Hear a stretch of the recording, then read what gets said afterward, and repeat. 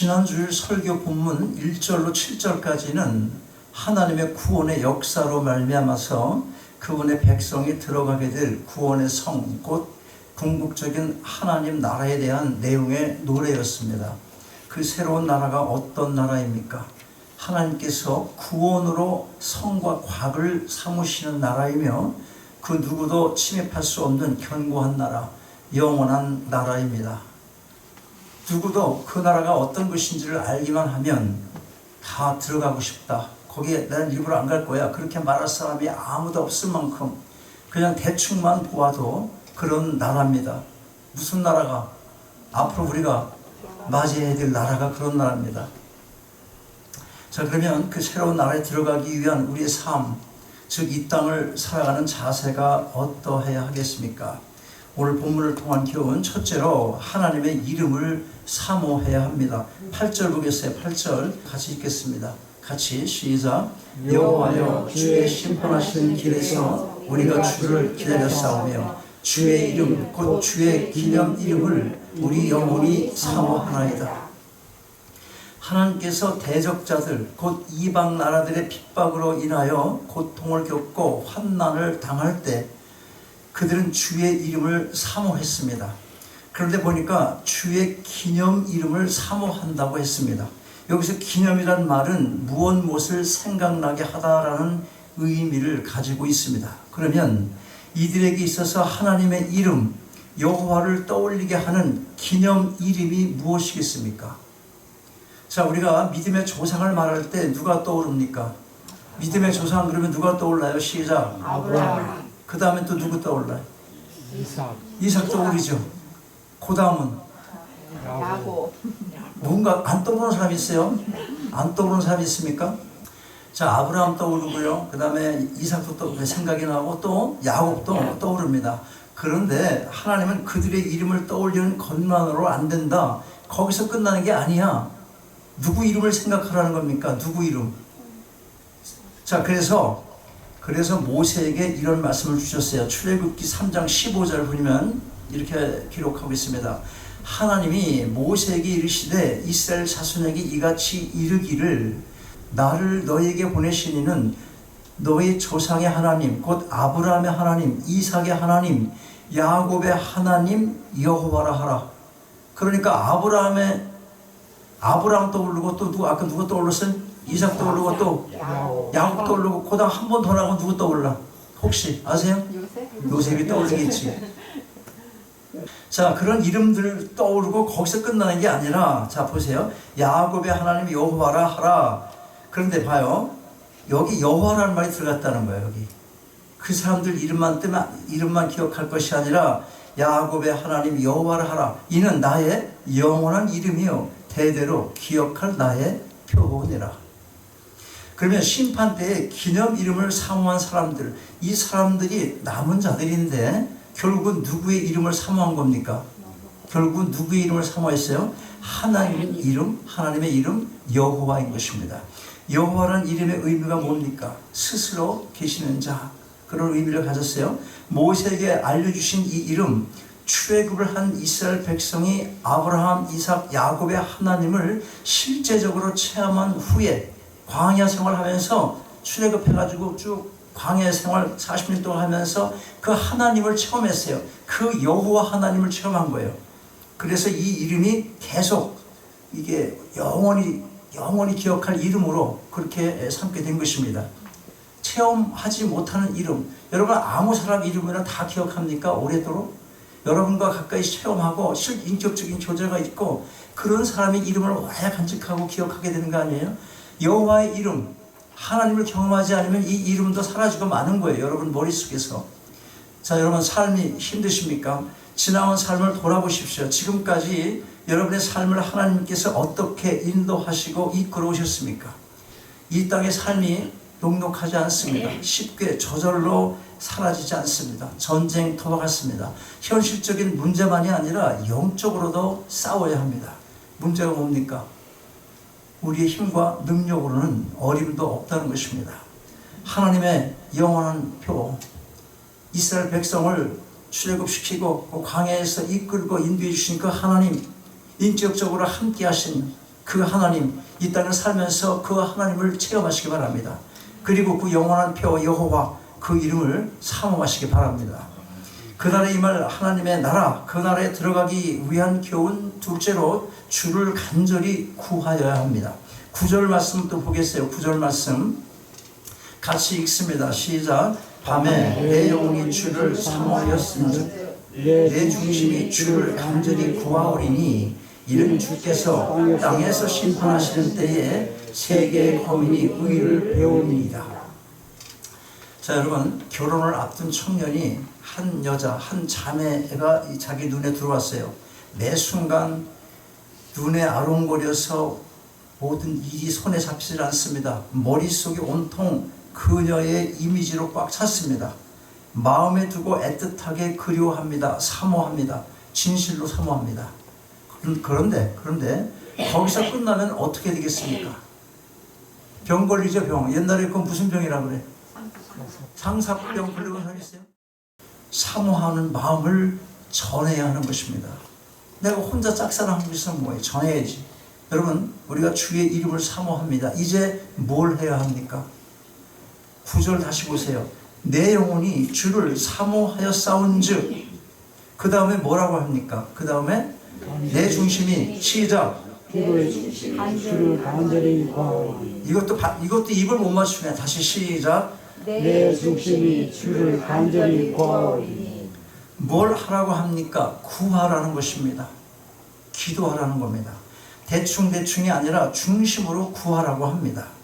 그런데 보니까 우리가 주목해야 할 대목이 있습니다. 우리가 중심으로 구해야 하는데 그 이유를 뭐라고 합니까? 여기 보니까 이는 주께서 땅에서 심판하시는 때에 세계의 거민이 의를 배움이니이다. 하나님께서 세상을 심판하실 때에 그 심판을 통해 우리가 세상의 압제나 고통으로부터 벗어나기를 소망하며 간절히 구해야 하는 것이야 당연한 것이겠지만 한 걸음 더 나아가야 함을 말씀하고 있습니다. 뭐냐 하면 그 심판을 통해서 세상에 믿지 않는 사람들에게 하나님의 공의가 나타나서 그들이 하나님의 공의를 배우고 깨달아 회개하기를 함께 구해야 한다는 것입니다. 이런 기도가 바로 하나님 나라와 그의 의를 먼저 구하는 기도입니다. 우리가 이런 기도를 통하여 성령께서 아직도 하나님을 찾지 않는 불신앙의 사람들의 마음을 열어주시고 그들에게 구원의 손길을 내어주심으로 영생을 얻게 해주시는 것입니다. 기도에 관련한 말씀을 16절 이하에서도 기록을 합니다. 16절부터 19절까지 같이 읽습니다. 16절부터 우선 18절까지만 읽겠습니다. 같이 시작. 여호와여, 백성이 환난 중에 주를 악몽하여 싸우며 주의 징벌이 그에게 임할 때에 그들이 간절히 주께 기도하였나이다. 여호와여, 잉태한 여인이 산기가 임박하여 구로하며 부르짖음같이 우리가 주의 앞에 이러하니이다.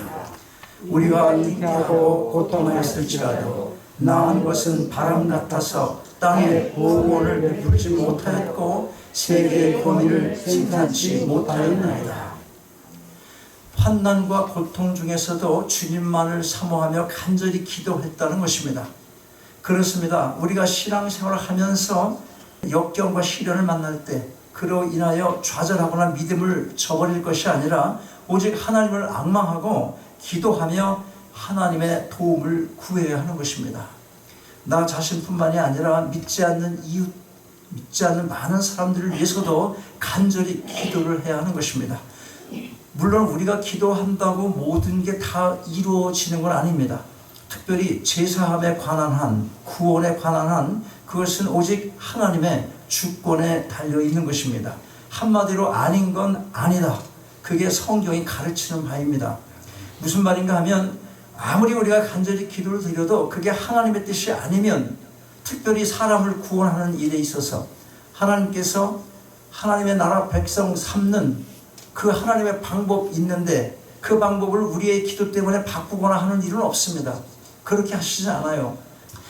다시 한번 말씀드려요. 아무리 우리가 간절히 기도를 드려도 그게 하나님의 뜻이 아니면 이루어지는 게 아닌 것, 그것이 이상에 많이 있다는 거예요. 18절 보세요. 18절 보니까 애를 낳는 여인이 고통 가운데 낳은 것이 아이가 아니라 바람 같다고 했습니다.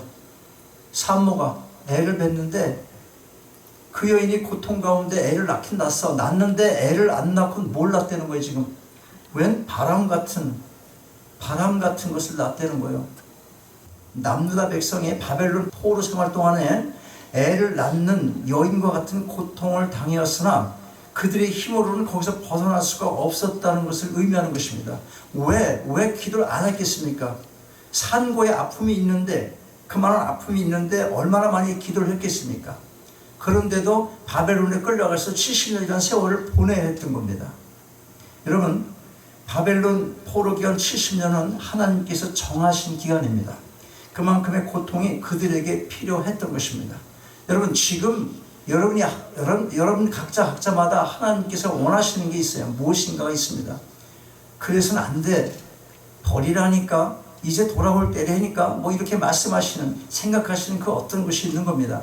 근데 그걸 알면서도 계속 깨닫지 못하면 기도해서 알아야 되고, 깨달았다면 바로 돌아와서 하나님께서 원하시는 삶을 살아야 되는데, 그렇지 못하면 바벨론 70년, 그것이 여러분의 것이 되고 마는 것입니다. 하나님께서 택하신 백성이 이런데 70년이라는 세월이 세상 사람들 어떻게 했습니까? 그들의 태도를 이렇게 기록하고 있어요. 10절 11절.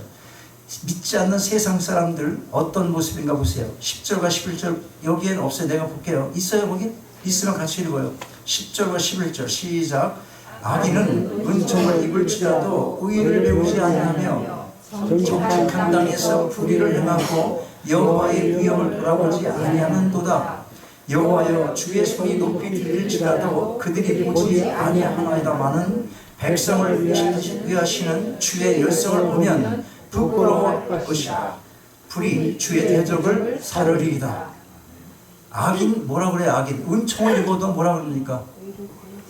의를 배우지 아니하며 우리가 아무리 하나님 믿으세요. 구원의 길이 한 가지밖에 없습니다. 예수 믿는 것입니다. 아무리 말을 해도 콧방귀도 안 끼는 거예요. 지금 그런 시대입니다. 지금. 그런데 보세요. 우리가 그래도 구원이 우리에게 달려있는 게 아니다 하더라도 우리가 이웃과 세상을 위해서 기도해야 되는 이유가 있습니다. 우리의 기도를 통해서 하나님께서 은혜를 베풀 자에게 베풀어 주시는 것입니다.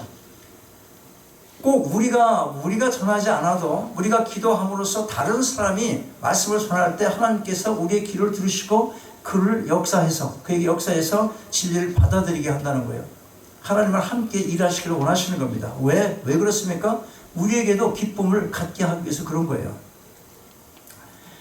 또 우리는 꼭 구원과 관련한 것뿐만 아니라 나라를 위해서, 힘없는 자들을 위해서, 사회 정의를 위해서 등등 일반 은총의 영역에서도 기도를 할 필요가 있게 되는 것입니다. 물론 우리가 기도하지 않아도 하나님께서는 그 일을 이루어 가십니다. 하나님의 사랑과 공의로 이루어 가시는 것입니다. 누구를 위한 겁니까? 먼저는 하나님 자신의 영광을 위한 것입니다. 그러나 인간 편에서 보면 우리를 위한 것입니다. 12절 보겠어요. 12절. 여호와여 주께서 우리를 위하여 평강을 베푸시오리니 주께서 우리 모든 일을 우리를 위하여 이루시나이다. 누구예요? 누구 위해서 우리를 위해서 이루는 거예요. 궁극적으로는 하나님 영광 위해서 하나님이 역사하시고 통치하시고 보호하시고 다스려 가시지만 근데 우리가 생각할 때 우리 위해서는 우리 편에서 보면 우리 위한 것입니다.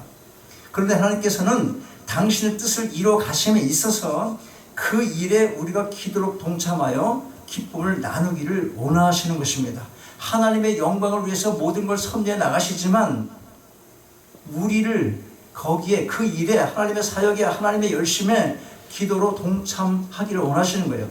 그래서 기쁨을 함께 나누기를 원하시는 것입니다.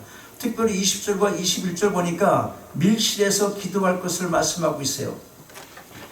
내 백성아 갈지어다 내 밀실에 들어가서 내 문을 닫고 분노가 지나기까지 잠깐 숨을 쉬어다. 보라 여호와께서 그 처소에서 나오사 땅의 거민의 죄악을 벌하실 것이라. 땅이 그 위에 잦았던 피를 드러내고 그 살해당한 자를 다시는 가리우지 아니하리라. 밀실에 잠깐 숨어 있으라는 말은 출애굽 당시 장자의 재앙을 내릴 때를 연상하게 하는 말입니다. 숨어서 뭘 하라는 말씀이에요? 하나님의 일하심을 기다리라는 말인데 멍하니 그냥 기다리라는 말이 아닙니다. 하나님과 친밀한 교제 가운데 기도하라는 것입니다. 여러분, 기도는 우리의 의지를 필요로 합니다. 일단 시작은 일종의 노동과 같은 것이기 때문에 힘이 드는 겁니다. 기도가 여러분 막 나옵니까? 기도하려고 앉는 자세부터 힘들어요. 라디오에서 텔레비전에서 나오는 대중가요는 큰 힘 안 들이고 그냥 따라서 하지. 그리고 영화 배우나 무슨 가수 이름은 애우라고 그러지 않아도 다 애우고, 인간의 본성에 충실하면 그렇게 되는 거예요. 그런 거 쉬운 거, 내 의지로 노력하는 건 싫어해. 근데 그 기도하는 것이 그렇게 내 노력이 필요하다는 거예요. 내 의지를 써야 되기 때문에 어렵다는 거예요. 그게. 자, 이 마음을 먹어도 기도 생활 만만하지가 않습니다. 그래서 힘이 들기 때문에. 그러나 뭘 알아야 하냐면 금방 말씀드린 대로 하나님께서는 기도를 통해서 우리에게 기쁨을 주시고자 하시는 것입니다. 자, 그러면 우리가 기도함으로 얻게 되는 기쁨이 무엇입니까? 기도의 응답을 체험하게 하시고 하나님의 살아 역사하심을 세상에 알리며 기쁨으로 하나님을 찬양하게 해 주시는 것입니다. 우리만 기쁜 게 아니죠. 우리만 기쁜 것이 아닙니다. 하나님은 우리의 찬양을 들으시고 돌아온 탕자를 얼싸 끌어안는 아버지처럼 기뻐하시는 것입니다. 집 나갔던 탕자가 돌아오자 아버지가 이렇게 말합니다. 이 내 아들은 죽었다가 다시 살아났으며 죽었다가 다시 살아났으며 내가 잃었다가 다시 얻었다. 죽었던 자식이 다시 돌아오는 이 아버지의 기쁨, 그걸 맞이하는 기쁨이 얼마나 큰 것이겠습니까? 우리가 하나님을 찬양하고 여호와의 이름을 사모하고 그가 하신 일, 지금까지 나를 이끌어오고 구원의 구원 받게 해서 하나님 백성 삼아주시고, 근데 어떻게 우리를 하나님 나라에 들어갈 백성 삼는 거 아닙니까? 그거 뭐라고 그랬어요? 끝까지 인도하는 거? 견인이라 했어요. 견인. 인내케 하신다는 거예요. 하나님께서 우리의 잘못된 모습을 보고 벌써 처벌을 했거나 무슨 벌을 내렸으면 여러분 어떻게 되겠습니까? 하나님의 그 인내하심 때문에 우리가 끝까지 하나님 나라에 들어가신다는 거예요. 성도의 뭐라고 그래요? 이걸 성도의 견인. 이런 건 좀 몇 가지 알아야 돼요. 여러분들이 기억할 필요 있어요. 그래서 우리가 이런 찬양의 노래를 부르는 거예요. 우리가 아까 불렀던 찬양 뭡니까? 내가 원하는 한 가지. 내가 원하는 한 가지 뭡니까? 주님의 기쁨이 되는 것. 여러분 모두가 간절히 주를 구하심으로 하나님의 기쁨이 되시기 바랍니다. 아멘. 자, 그날에 임할 하나님 나라, 그날에 들어가기 위한 교훈, 실제로 부활신앙을 가져야 합니다. 19절 보겠습니다. 같이 읽을까요? 19절 시작. 주의 죽은 자들은 살아나고 우리의 신체들은 일어나리이다. 티끌에 거하는 자들아 너희는 깨어 노래하라. 주의 이슬은 빛나는 이슬이니 땅이 죽은 자를 내어 놓으리로다. 고통 중에 애를 낳았어도 바람을 낳은 것 같은 참으로 소망이 없어 보이는 절망 속에 침울한 애가가 갑자기 부활의 환호로 돌변을 합니다. 부활은 죽은 자만이 바라볼 수 있는 소망인 것입니다. 여러분 부활 소망 있습니까? 누가 부활 소망 갖습니까? 누가? 죽은 자들이 갖는 거예요. 죽은 자들. 아니 죽었으면 무슨 의식이 있어야 소망이 있죠. 그런 죽음 얘기하는 거예요. 지금 그게 아니잖아요. 기독교는 무슨 종교라고 그랬어? 역설의 종교라고 그랬어요. 역설의 종교. 높아지려면 낮아지고, 그렇죠? 살려면 뭐라고 그래요? 죽으라 했어요. 그렇게 죽는 거예요. 그렇게 죽은 자만이 부활의 소망이 있는 것입니다. 살아있는 자가 무슨 부활을 소망할 수 있어요? 자, 그러면 누가 죽은 자입니까? 내 존재가 아무것도 아니라는 것을 절실하게 깨닫는 자가 죽은 자입니다. 특별히 생명과 관련해서 내가 할 수 있는 게 아무것도 없다는 것, 그걸 깨닫고 하나님을 구하는 자, 그가 부활의 소망을 가지게 되는 것입니다. 70년의 포로 생활이 남유다 백성에게 필요했던 이유도 여기에 있는 것입니다. 오늘 본문 가운데 이사야가 부활의 기쁨을 노래하고 있는 것은 1차적으로 나라가 멸망하여 포로로 끌려감으로 죽은 것 같았던 이스라엘 백성이 70년의 포로 기간을 보낸 후 고국에 돌아와 나라를 재건할 것을 예언한 것입니다. 그러나 보다 궁극적으로는 마지막 날에 일어날 영적인 이스라엘의 부활을 가리키고 있는 것입니다. 이 부활의 소망, 이게 아주 중요합니다. 사도 바울이 이런 말씀을 했어요. 고린도 전서 13장 13, 14절 보면 만일 죽은 자의 부활이 없으면 그리스도도 다시 살지 못하셨으리라. 그리스도께서 만일 다시 살지 못하셨으면 우리의 전파하는 것도 헛것이요 또 너희 믿음도 뭐라고 그러는 거예요? 헛것이요. 그러니까 십자가에서 우리 죄 위해서 돌아가신 것만 생각하면 반쪽짜리 복음이에요. 그걸 넘어서야 돼. 한국 사람들 신앙들이 그 십자가 앞까지 다가가는 건 잘하는 것 같아. 고난 중에 고통 중에 울면서 무릎 꿇고 기도하는 건 잘하는 것 같은데 십자가를 넘은 부활의 생명이 없어. 그러니까 힘없어. 맨날 처져 살고 예수 믿는다고 해도 축축 처져갖고 맨날 슬픔을 노래하는 것 같아. 맨날 울며 사는 것 같고. 왜? 그 부활의 생명을 갖고 힘있게 살아가서 이 땅도 그 부활 생명을 전해야 되는데 그 사명을 감당할 수가 없는 거예요. 왜냐? 십자가까지만 가니까 그런 거예요. 자꾸만 십자가의 고난만 생각하니까. 그럼 일어서야지. 그 다음에 이 십자가 부활이 그래서 필요한 겁니다. 이 부활 생명을 여러분이 갖고만 있다면 어떻게 내가 가만히 가지고만 있을 수 있냐고. 살아 움직이는 생명인데 이웃에게 전해야 되고 선포하게 되고 내가 해서가 아니라 그렇게 역사하게 되어 있는 거거든. 이 생명을, 부활 생명을 여러분 소유하셔야 하는 것입니다. 여러분, 우리 모두는 다 죽음을 맞이합니다. 신자이건 불신자이건 다 죽습니다. 겉으로 보기에는 죽음의 차이가 없어 보여요. 그런데 어디서 그 차이를 알 수가 있습니까? 어디서 알 수 있을까? 우리 보이는 현상 속에서. 장례식장에서 알 수 있어. 장례식을 하는 방법이 너무도 다릅니다. 죽음을 대하는 태도가 달라요. 왜 그렇습니까? 죽음의 의미가 다르기 때문에 그런 것입니다.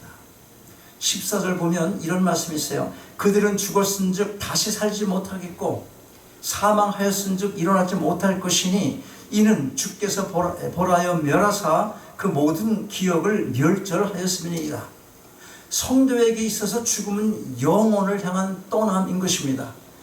믿지 않는 사람들에게서 이 죽음이라는 것은 이런 의미가 없습니다. 영혼을 향한 떠남은 떠남이지만 어디로 가는 영혼이에요? 그것은 우리가 영혼을 말할 때는 모든 환경이 좋은 곳, 사망과 고통과 눈물이 없는 영원한 곳, 그냥 단순히 오래 사는 걸 얘기하는 게 아니에요. 우리가 말하는 영혼은. 근데 그 사람들이, 믿지 않는 사람들에게 있어 영혼이란 지옥에서 꺼지지도 않는 지옥불에 그 뜨거운 고통 속에서 죽지 않는 것, 그걸 말하는 거예요. 그래서 똑같은 영혼을 말하고 부활을 말하고 이렇게 하도 그 의미가 다르다는 것을 반드시 기억할 필요가 있습니다. 사실 사랑하라 하는 것도 우리가 말하는 사랑과 세상 사람들이 말하는 사랑이 다릅니다. 뭘 의미하는지 잘 모릅니다. 의인이 되라 그러면 그 의인이 뭐가 의인인지 잘 모르는 거예요. 뭐 길거리 지나가는 거 조그만 부리를 보고 떠들고 데모하고 하는 게 의인 같지만 그거 갖고는 안 되는 거예요. 그런 의의를 말하는 게 아니고 인간 피조물로서 하나님 앞에 서야 될 자리에 올바로 서 있는 그 위치, 그런 사람, 그게 의인인 거예요. 그게 의인인 거예요. 그거 모르면 교회 다녀도 헛겁니다. 여러분 분명히 알 필요가 있습니다. 그러니까 사람들이 이순신 장군 성도에게 있어서 죽음은 영원한 떠남이라는 거예요. 그러나 하나님을 믿지 않는 사람들, 그들에게 무슨 소망이 있을 수가 있겠습니까? 부활을 믿으십니까? 아멘 한번 하세요. 부활을 믿으십니까? 부활을 믿으심으로 여러분 믿음이 헛되지 않길 바랍니다. 여러분 요즘 뉴스를 들어보면 한국, 미국 할 것 없이 온 세계가 깊은 숲에 빠져서 갈 길을 잃은 것 같습니다. 지도자들이 이런저런 여러 가지로 방향을 제시하고 나름대로 시도도 해보지만 뚜렷한 돌파구가 보이지 않습니다. 전쟁 끝이 안 보입니다. 어떤 조사에 의하면 미국 사람들 10명 중 4명은 요즘 뉴스 듣는 걸 일부러 피한다고 합니다. 일부러. 뉴스 들으면 살만한 힘을 얻어 못 얻어. 지금 그래도 10명 중에 4명이니까 점점 이제 어떻게 돼? 살맛 안 나게 만들기 때문에 그렇다는 거예요. 신문 포기를, 뉴스 듣는 걸 포기를 하는 겁니다. 밀실의 기도가 정말 필요할 때입니다. 예수께서 제자들에게 말씀하셨어요. 너는 기도할 때에 네 골방에 들어가 문을 닫고 은밀한 중에 계신 네 아버지께 기도하라. 여러분 모두가 힘든 시기를 지나며 하나님의 이름을 사모하시고 구하시되 밀실의 은밀한 길을 통하여 경건한 비밀과 능력을 소유하시고 영원한 나라 소망 가운데 이 마지막 때를 승리하며 살아가게 되시기를 주님의 이름으로 축원합니다. 아버지 하나님, 주신 말씀 감사함으로 마음에 담습니다. 힘든 세상을 살아가는 중에도 소망 잃지 않기를 원합니다. 하나님께서 이루어가시는 주권적인 섭리와 통치 가운데 온전한 믿음을 지키기 원합니다. 하나님의 영원한 표 여호와 그 이름을 사모하게 하시고 하나님을 간절히 구하게 하옵소서. 특별히 이 어려운 시기를 지나면서 밀실의 기도를 통하여 하나님을 더 깊이 알아가게 하시고 하늘의 지혜와 능력으로 매일의 삶을 승리하며 살아가게 하옵소서. 다시 오실 주 예수 그리스도의 이름으로 기도하옵나이다. 일어나셔서 찬양하시겠습니다.